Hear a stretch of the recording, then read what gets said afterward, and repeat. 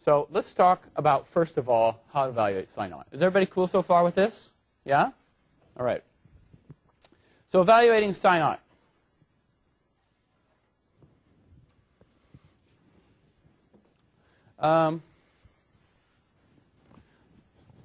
Everybody okay if I erase that? Yeah? All right. So here we go. Let's talk about how to get this. And that means we have to solve this Poisson equation. So what is this? Well, this is a representation of 2 derivatives in x plus 2 derivatives in y equals omega. Okay, so we gotta figure out how to do this. So first of all, let's draw it. Okay?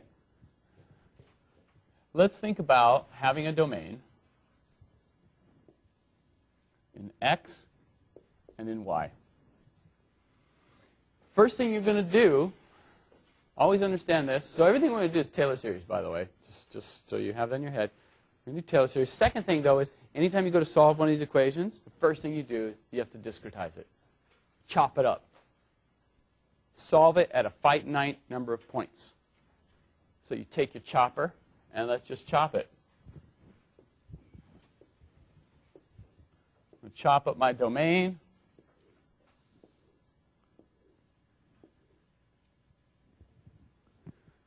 Okay? I'm not going to solve it everywhere. I'm going to solve it at each one of these intersection points. Okay? So I have my x and my y. And then I'm going to specify any location on this grid by phi. Let me just make sure I do this consistent with my notes. Mn, and what this is phi, x at the mth point, y at the nth point. So the way to think about this is n goes like this, and m goes like this. Mostly your job, by the way, in this whole problem, don't think too highly of yourself, because what you are is a secretary for this problem. You are just managing its numbers and keeping them in nice little files. If you don't do that right, it's bad news for you. Okay? As long as you order everything correctly, that's almost the whole set of the problems. You just have to figure out how to order your data, how to order your information. You're going to use OD45. That's already built for you. So all you got to do is figure out how to manage your data. Okay? Most of programming is this. And by the way, this course, as you are learning from homework 1, could be called, instead of scientific computing, could be called scientific debugging. Or scientific debugging in caps, and then with computing. Because most of your time is going to be spent on organizational issues, like did I put my stuff in the right part of the loop? This is what the problem is with homework 1, right? It's like a little thing and you're screwed. Okay? All right. Same thing here. All organization. Okay?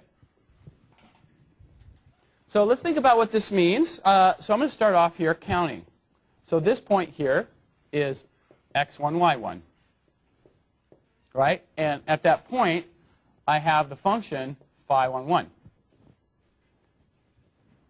This point here, right? So look where the m is. M is going this way. 1, 2. 1, 3. 1, 4. Okay? This point here, psi 2, 1. Psi 2, 2. Okay? I'm going to label everybody. Now let's talk really quickly about boundary conditions. Periodic boundaries. What does that mean? It means that this is the same as this. So this whole slice here is really just identical to this. So if I go up here to psi of 1, let's call this point here psi 1 capital N. This is point psi 1 capital N plus 1. These are the y values. Then what it really says is the boundary condition here is that psi of j1, okay, So, oh, sorry. Is this right? Right? Is equal to, okay, sorry. Psi 1, 1 is equal to psi 1 n plus 1. That's the imposition of the boundary condition. They're the same. No, I don't have to solve for that point. I already know it. Right? So this is a point that I already know. Hey, you know what? I got colored pens today. Awesome. I know all these points already. And by the way, similar argument, periodic boundary conditions this way as well. So actually, I know all these points as well. So at the end of the day, I'm solving for this internal grid of points. Yeah? Do you know that because you said that omega is equal to itself at the edges? Is that the same thing? That's right. Mm-hmm. Yeah, so that is basically enforcing this here. Psi 1, 1 equals psi of 1 plus n. N plus 1 is this. Or psi. So this is omega, but psi has the same relations. But this here is the periodic boundary condition imposes that the solution up top and the bottom are the same. So does that imposing that for omega mean that's true for psi as well? No, I just didn't write it down. Okay. But I would write down the same set of equations for psi. Okay. Yeah. Okay. So we have all this data and information stacked up around here, and I can go to some generic point in this matrix here and say, okay, suppose I'm here, and this is some psi n m. That's my point. Some x of m, some psi of m. And I ask the following question. What I'm trying to evaluate there is I'm trying to evaluate the stream function there. Right? So I want to know how to calculate it. Well, here are the equations. Here. So what I can ask is the following. When I think about psi xx, I'm going to go look at that nm point, and I've got to figure out what does it mean to take two x derivatives there. What does it mean to take two y derivatives there? And that's what I'm going to have as a relationship. Now, first of all, let's talk about two derivatives in x. What we did, right, is we have, with our Taylor expansions, we learned how to derive first derivative and second derivative formulas. Let me just say it real quick. My derivative formula is to take that point, which is my neighbor, minus this point, which is my neighbor, divide by 2 delta x. Rise over run. For a second derivative, it is this point minus twice of yourself. Use your two neighbors and yourself to calculate second derivative. Yeah? Sorry, you switched the indices, so just for clarity, is it psi nm or psi mn? Yes, I should probably stay consistent. Yeah, that would be probably good. Mn. All right.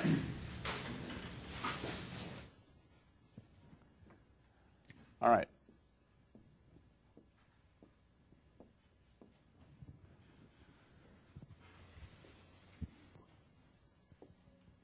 Okay, now let's talk about what it means then. If I'm here, if I want to take an x derivative, here's the x derivative. Right? Who do I need to calculate an x derivative with?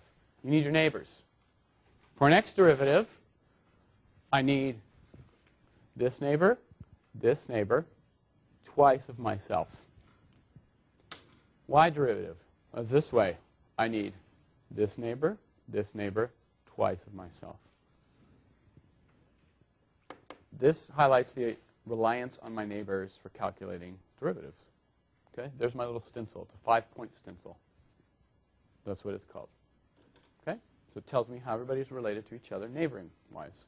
So when I do it here, I say, okay, remember that the m tells me where I am in x position. So when I think about two derivatives in x, what I'm looking at is actually psi of m plus 1n minus 2 psi of mn plus psi of m minus 1n all over delta x squared.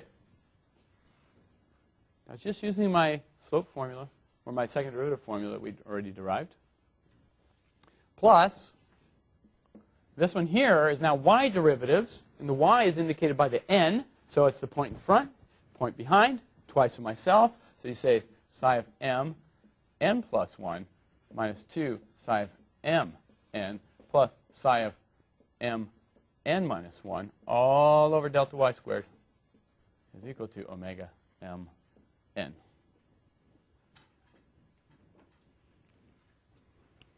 Okay. So this is my equation when viewed under discretization. Okay. So now I want to arrange this a bit up, start fixing it up. First of all, what I'm going to do is the following. Let's go ahead and do the following. Let's let delta x squared equals delta y squared equals delta squared. Okay? So what this is going to do is going to make us chop up x and y the same way.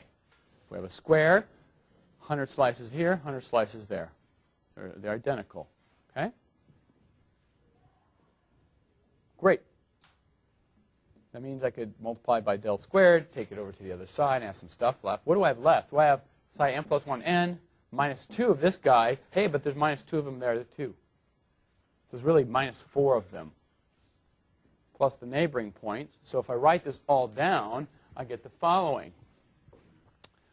Minus 4 psi mn plus psi m plus 1n plus psi of m minus 1n plus psi of m n plus 1 plus psi of m n minus 1 is equal to delta squared omega m n.